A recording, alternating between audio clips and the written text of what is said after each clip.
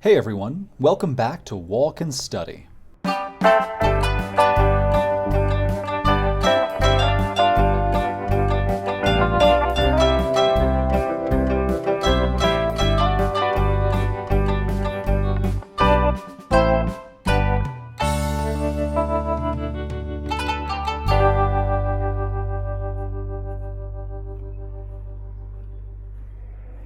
Today we will be practicing for the listening section of the TOEFL, and we will be focusing specifically on the lecture component of the listening section.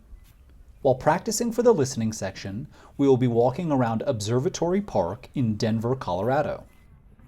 First, I'll give a brief lecture, courtesy of Wikipedia, that is similar to the lectures you will hear on the TOEFL, and then we will ask 7 questions about the information in the lecture.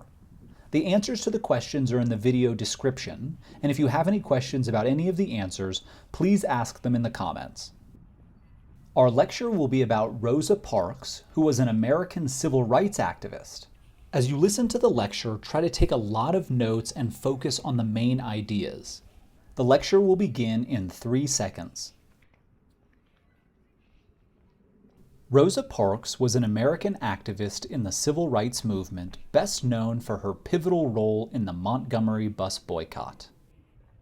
The United States Congress has called her the First Lady of Civil Rights and the Mother of the Freedom Movement. On December 1, 1955, in Montgomery, Alabama, Rosa Parks rejected bus driver James F. Blake's order to vacate a row of 4 seats in the colored section in favor of a white passenger once the white section was filled. Parks wasn't the first person to resist bus segregation, but the National Association for the Advancement of Colored People, the NAACP, believed that she was the best candidate for seeing through a court challenge after her arrest for civil disobedience in violating Alabama segregation laws, and she helped inspire the black community to boycott the Montgomery buses for over a year. The case became bogged down in the state courts, but the federal Montgomery bus lawsuit, Browder v. Gale, resulted in a November 1956 decision that bus segregation is unconstitutional under the Equal Protection Clause of the 14th Amendment to the U.S. Constitution. Parks' act of defiance and the Montgomery bus boycott became important symbols of the movement.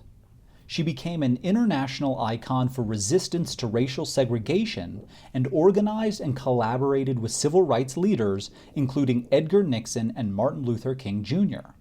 At the time, Parks was employed as a seamstress at a local department store and was secretary of the Montgomery chapter of the NAACP. She had recently attended the Highlander Folk School, a Tennessee center for training activists for workers' rights and racial equality. Although widely honored in later years, she also suffered for her act. She was fired from her job and received death threats for years afterwards. Shortly after the boycott, she moved to Detroit, where she briefly found similar work. From 1965 to 1988, she served as secretary and receptionist to John Conyers, an African-American U.S. representative. She was also active in the Black Power movement and the support of political prisoners in the U.S. After retirement, Parks wrote her autobiography and continued to insist that there was more work to be done in the struggle for justice. Parks received national recognition, including the NAACP's 1979 Spingarn Medal, the Presidential Medal of Freedom, the Congressional Gold Medal, and a posthumous statue in the United States Capitol's National Statuary Hall. Upon her death in 2005, she was the first woman to lie in honor in the Capitol Rotunda. Okay, that is the end of the lecture, and now we'll move on to the first question. Question 1.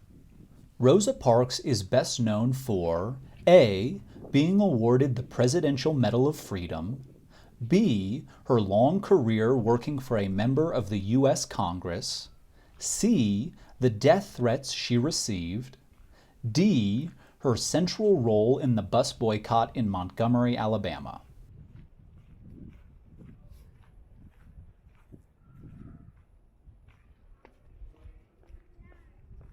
Now let's look at question 2.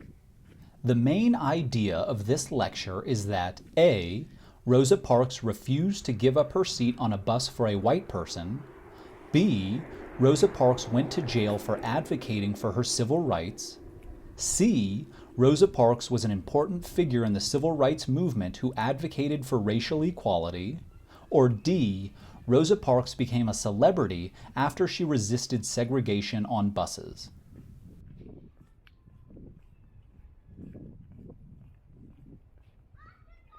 Now let's look at question 3.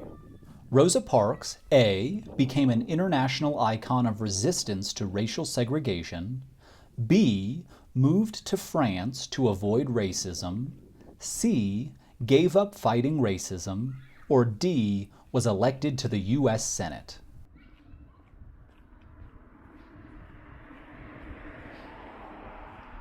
Okay, now let's look at question 4. What can be inferred from the lecture on Rosa Parks?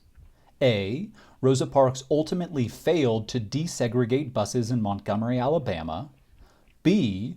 Rosa Parks' work with the Black Power movement made many people dislike her. C. Rosa Parks helped undermine racial segregation in the United States. Or D. Rosa Parks became a powerful politician in the United States.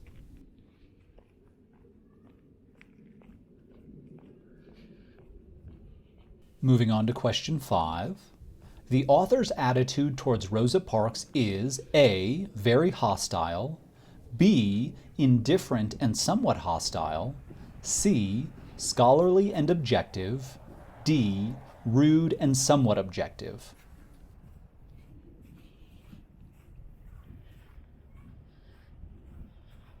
Now let's look at question 6. Question 6 is about the following passage. Listen closely as I reread the passage. Rosa Parks was an American activist in the civil rights movement, best known for her pivotal role in the Montgomery bus boycott. The United States Congress has called her the First Lady of Civil Rights and the Mother of the Freedom Movement. Now here's question 6. This passage is intended to A.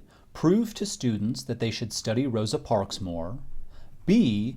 Introduce students to Rosa Parks and explain her importance in American history, C. Give a detailed record of Rosa Parks' accomplishments, or D. Illustrate why Rosa Parks should be respected and studied.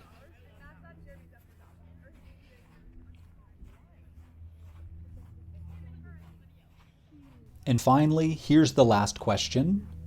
Even though Rosa Parks wasn't the first person to resist bus segregation, she received extensive legal support from the National Association for the Advancement of Colored People, the NAACP, because A. It believed Rosa Parks was the best candidate for seeing through a court challenge, B. She was close friends with many members of the NAACP, C.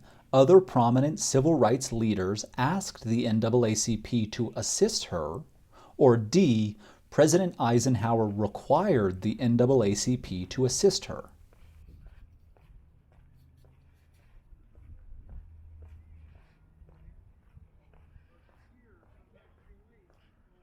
All right, don't forget that the answers to these questions are in the video description.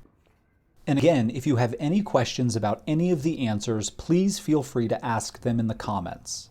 I hope this lesson was helpful to you all. As always, subscribe below, give us a like if you found this video useful, and let us know in the comments section what else you'd like to learn about or see in our next walk and study lesson. Thanks everyone, take care.